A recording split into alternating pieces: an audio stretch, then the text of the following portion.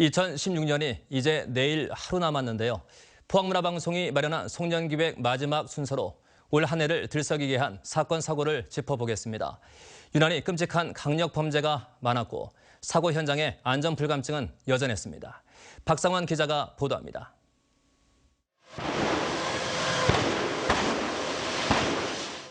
올해도 안전 불감증이 불러온 사고가 잇따랐습니다.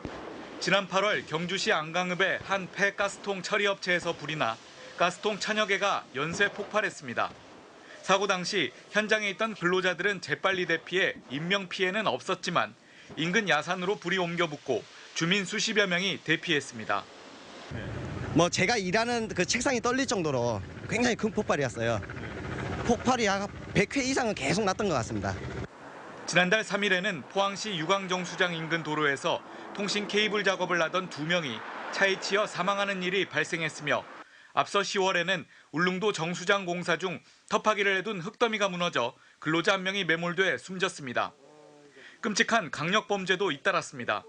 지난 7월 포항시 죽도동의 한 아파트 거실에서 흉기를 휘둘러 자신의 어머니를 살해하고 동생을 다치게 한 30대 남성에게 징역 18년의 중형이 선고됐습니다. 경찰 조사 결과 이 남성은 정신질환인 조현병을 앓아온 것으로 드러났습니다. 앞선 3월에는 포항시 죽도동의 한 원룸에서 함께 살던 여자친구와 그녀의 친구를 흉기로 찔러 살해한 20대 남성이 무기징역을 선고받기도 했습니다. 같은 달 포항시 지곡동의 한 대형마트 주차장에서는 40대 주부가 교환들에게 납치됐다가 돈을 빼앗긴 사건이 발생해 지역사회에 큰 충격을 줬습니다. 아무 대책이 없잖아요. 그쵸? 특히 여자분들이 그런 일을 겪었을 때 위험할 것 같아요.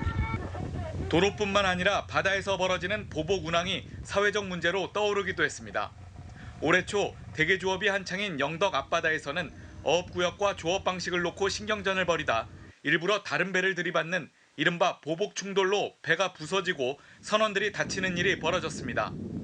갑자기 박았으니까 그래 배 오는 거 아저씨 기둥이나 잡고 피했을 건데 일하고 해서 나무 무상비비 상태에서 박아가지고 엉덩이 쳐지고 나는. 이 밖에 어린 대게와 암컷 대게의 불법 포획도 끊이지 않는 가운데 암컷 대게 전문 식당까지 적발됐습니다.